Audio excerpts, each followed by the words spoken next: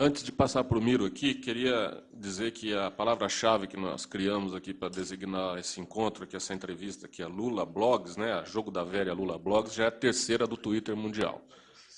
Já é a primeira, está me informando o PR aqui. Já estou atrasado. Vai, Miro. Bom dia, presidente. Bom dia. Eu ia tocar também na questão de comunicação, mas eu acho que a resposta que o senhor deu agora me satisfez. Então, eu vou pegar um outro tema que o senhor conhece bem.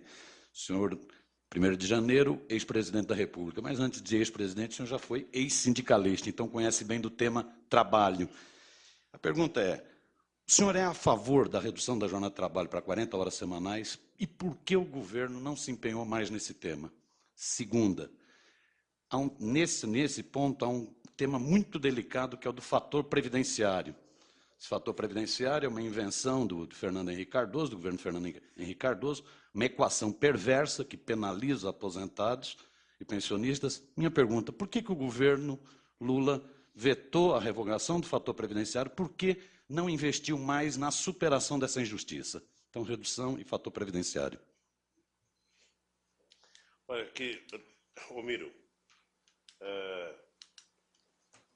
a questão da redução da jornada de trabalho. Quando as centrais sindicais me procuraram para que nós mandássemos uma medida provisória, um projeto de lei, eu disse para os dirigentes sindicais que era preciso a gente utilizar determinadas coisas para fazer um pouco de política. E que eles não poderiam ficar, sabe, no sindicato achando que daqui eu poderia fazer tudo, mandar. Ou seja, então eu sugeri a eles que transformasse a redução das 40 horas num movimento político.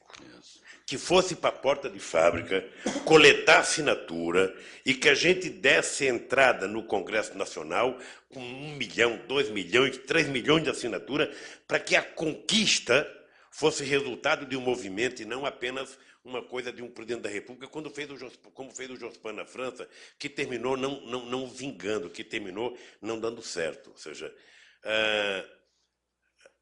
o projeto está lá. Eu acho que é um movimento, sabe, que vai evoluir. E vai evoluir na medida em que nós estamos percebendo a economia crescendo, o emprego crescendo. Eu acho que isso vai ser uma evolução, sobretudo na medida em que você vai tendo nos trabalhadores gente querendo muito mais tempo para estudar, gente querendo muito mais tempo para o lazer. É importante lembrar que nós só tivemos pleno emprego, ou seja, de uns 4 anos para cá, ou seja, nós tivemos uma situação de desemprego em que, quando você tem desemprego, as pessoas não brigam. Essa é uma coisa que eu aprendi no movimento sindical. Em época de crise, ao invés da gente brigar como a gente teoriza, a gente recua, porque a gente sabe que não vai levar nada. Quando é que a gente briga? É quando a gente começa a perceber que tem café no bule para a gente tomar. Aí todo mundo começa a brigar.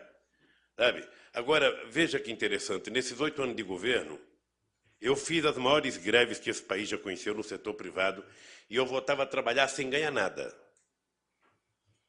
Em 8 anos de governo, todos os sindicatos fizeram acordo acima da inflação nesses 8 anos. Todos, sem distinção.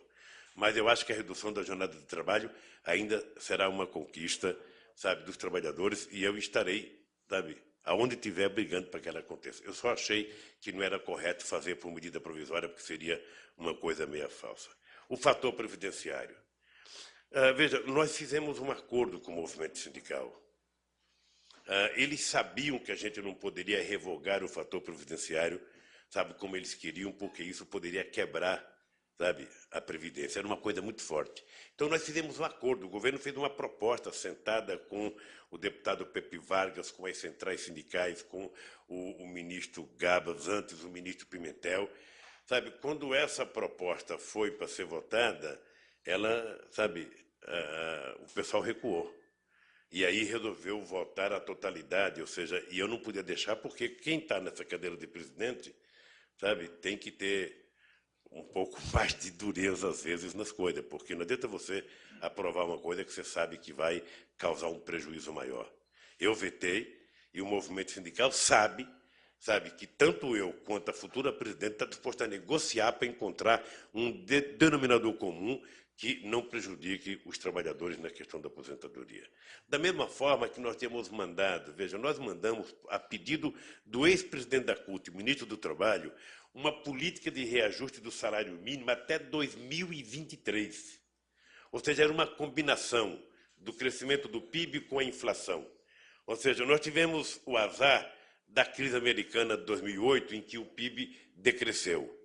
Mas a tendência natural é você ter um crescimento do PIB daqui para frente, em média, de 5%, e se você tiver uma inflação de 4%, significa que você vai ter, alguns anos, reajuste de 10% no salário mínimo. Eu, sinceramente, eu não consigo compreender por que a Câmara não priorizou e não votou essa coisa. Você sabe, Miro, que eu sinto orgulho da minha relação com o movimento sindical. E eu dizia, o grande legado que eu quero deixar para o país é essa relação com a sociedade.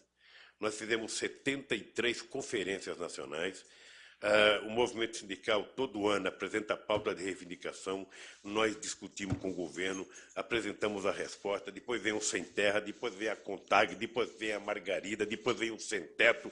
Ou seja, nunca se exercitou a plenitude democrática como nós estamos exercitando. Certamente, Miro, quando eu me desencarnar da presidência, sabe? Sabe quando você toma... Tem gente que diz que toma um tiro e não sente na hora, vai sentir depois, não é isso? Então, eu devo perceber depois, quando as pessoas perguntam, ô Lula, o que você deixou de fazer? Eu falo, deixa eu desencarnar primeiro da presidência, porque eu vou ter mais, sabe... A cabeça vai estar mais fresca para saber, puxa vida, eu poderia ter feito tal coisa, eu poderia ter avançado em tal coisa, eu poderia ter feito diferente, sabe? E eu não quero descobrir isso para me queixar porque eu não fiz. Eu quero descobrir isso para um dia passar um bilhetinho para Dilma. Eu não fiz isso, se você puder fazer, faça. Obviamente, se ela deixar entregar o bilhetinho para ela.